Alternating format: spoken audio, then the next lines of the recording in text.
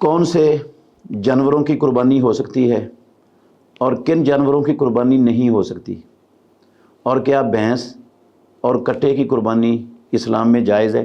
अल्लाह ने कुरान मजीद में इरशाद फरमाया है सूरह हज में 34 नंबर आयत है सूरह हज की, वलिकुल्लि उम्मतिन जालना मनसकन लियज़्कुरुस्मल्लाहि अला मा रज़क़हुम मिन बहीमतिल अनआम, और हमने हर उम्मत के लिए कुर्बानी मुकर्रर की ताकि वो अल्लाह का नाम ज़िक्र करें उन पालतू चौपायों पर जो अल्लाह रब्बुल आलमीन ने उनको अता किए हैं। तो ये पालतू चौपायों की कुर्बानी अल्लाह रब्बुल आलमीन ने हर उम्मत पर मुकर्रर रखी है।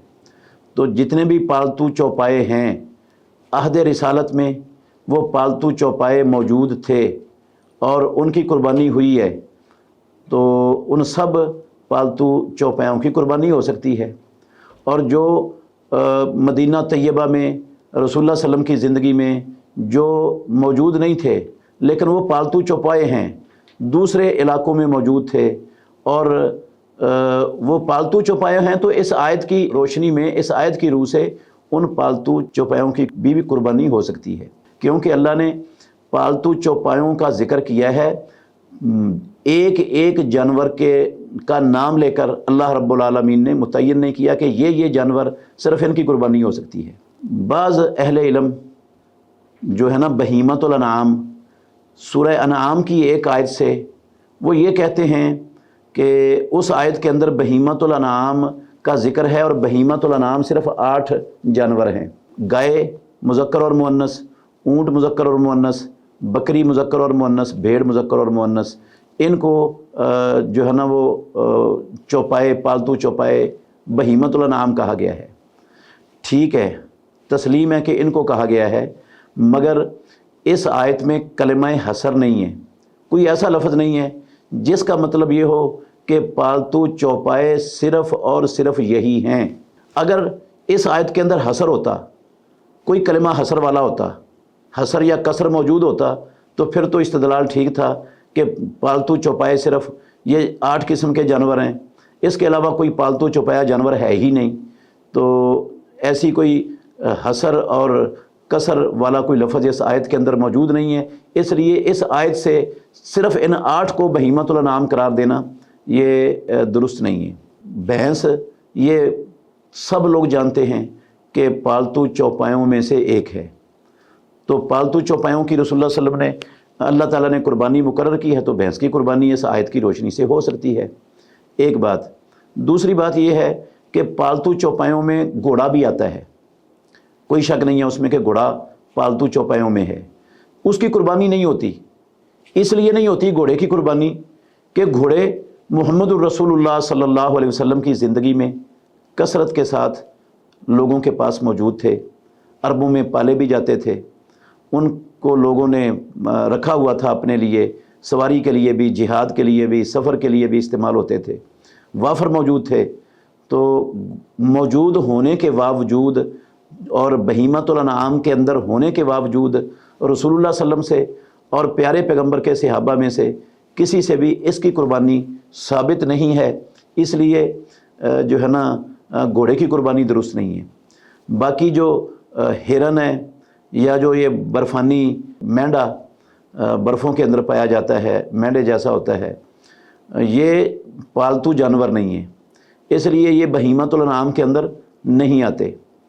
तो पालतू बहीमतुल अनआम में भैंस आती है, कट्टा आता है, इसलिए इसकी कुर्बानी हो सकती है। रही ये बात कि रसूल मुकर्रम सल्लल्लाहु अलैहि वसल्लम ने जिस तरह घोड़े की कुर्बानी नहीं की, आप कहते हैं कि घोड़े की कुर्बानी दुरुस्त नहीं है, तो अल्लाह के नबी ने और प्यारे पैगंबर के सहाबा ने भैंस की कुर्बानी तो भी नहीं की, कट्टे की भी तो नहीं की, तो वो कैसे जायज़ हो जाएगी। मोहतरम नाज़रीन किराम, ठीक है, रसूल मुकर्रम सल्लल्लाहु अलैहि वसल्लम ने नहीं की, सीधी सी और साफ सी बात यह है, क्यों नहीं की।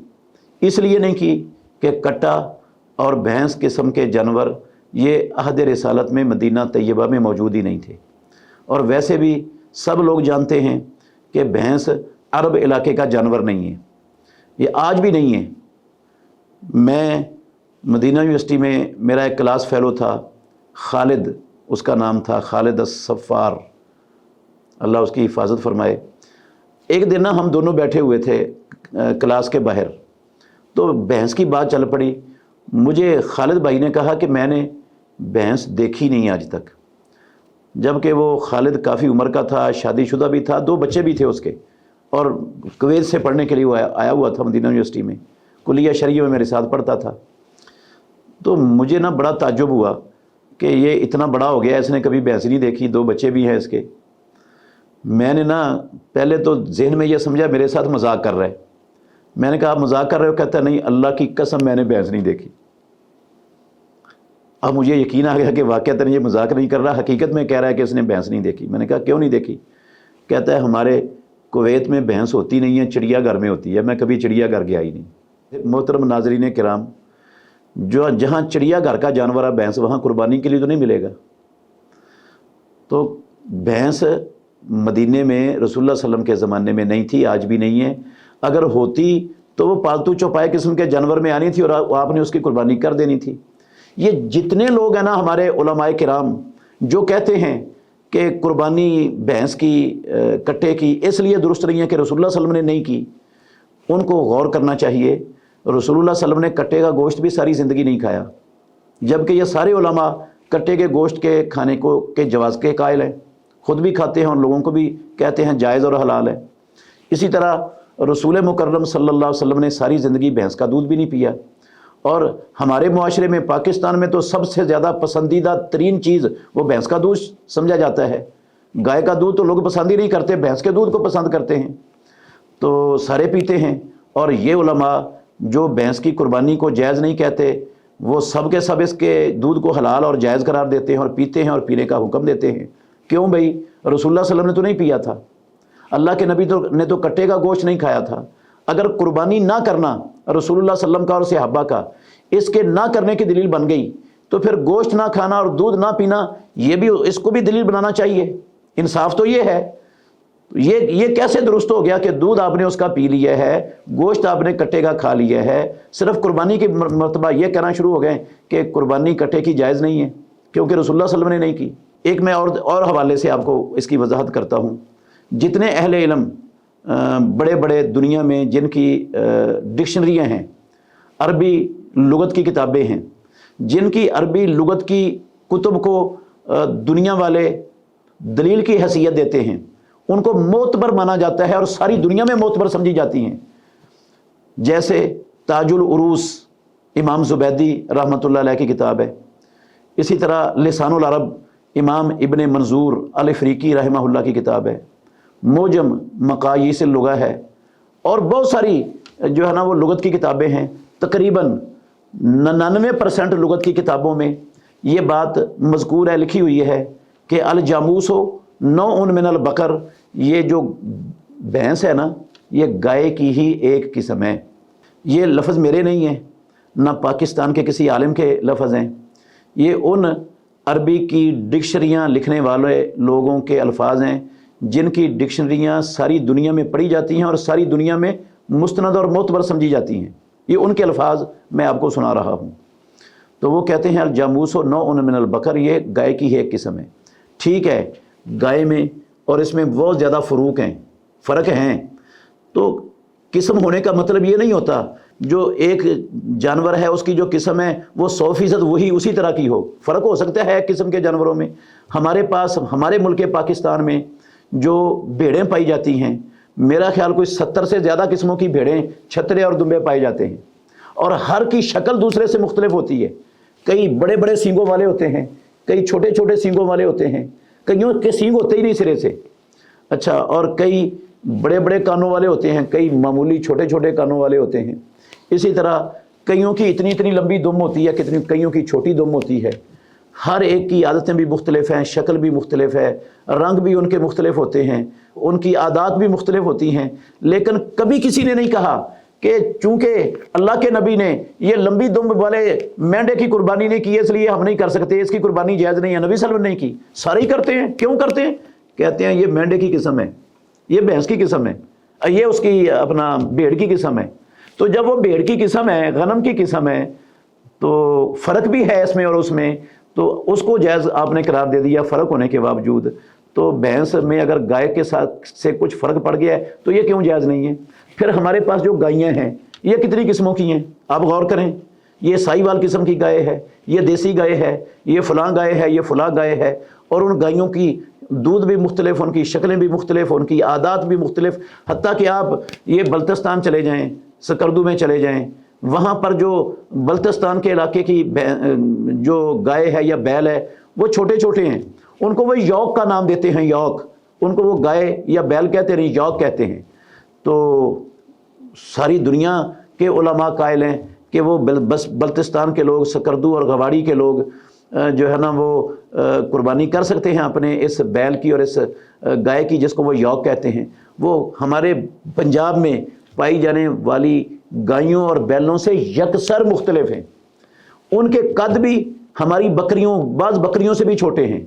कई बकरियों और बकरों को जिनको पाला जाता है कुर्बानी के लिए, उनके कद बड़े होते हैं और वहाँ की गायों और बैलों के कद छोटे होते हैं बकरियों से भी, और लोग उनकी कुर्बानियाँ करते हैं। कभी किसी ने नहीं कहा कि यौक की कुर्बानी रसूलुल्लाह सल्लल्लाहु अलैहि वसल्लम ने नहीं की इसलिए कुर्बानी करनी जायज़ नहीं है।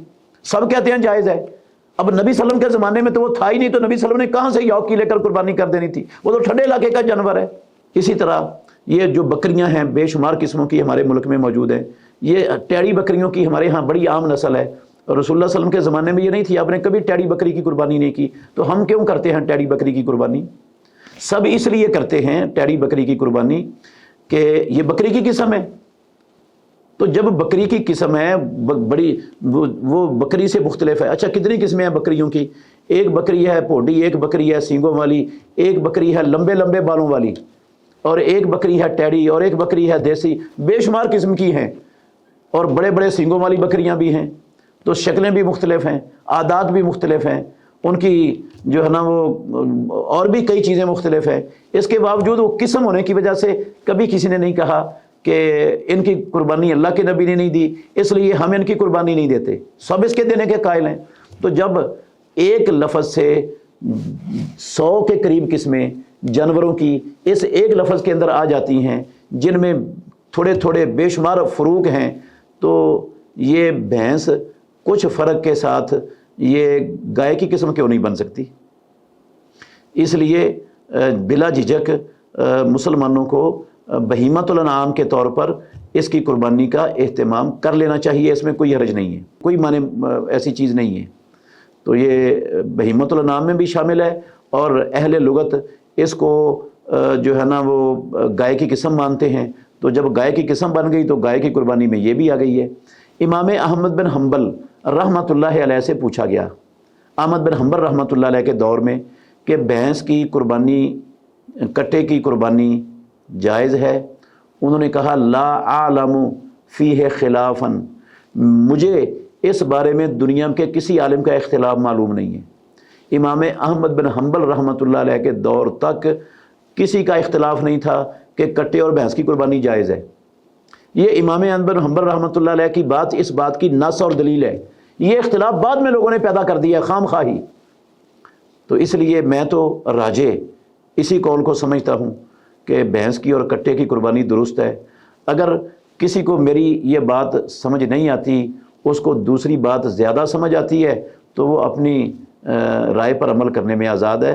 कि मैं कोई मुसल्लत नहीं कर रहा किसी पर कि आप मेरी राय ही माननी आप पर फ़र्ज़ है और मेरी राय ही मानो।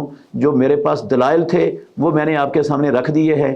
अगर किसी को समझ आते हैं तो ठीक है, जिसको दूसरे उलमा के दलाइल समझ आते हैं वो उनके राय पर अमल कर सकते हैं। लेकिन अमल करने के लिए हमें ये जहन में रखना चाहिए कि किसी तासुब का शिकार नहीं होना, ना फ़िरके का, ना पार्टी का, ना जमात का, ना शख्सियत का। बस हमने दलील को देखना है। जौन सी दलील आपको ज़्यादा अपील करती है उस दलील के मुताबिक आप अमल कर लें। इंशाअल्लाह रहमान आपकी कुर्बानी कबूल होगी, अगर बाकी कबूलियत की शराइत उसके अंदर मौजूद हुई तो।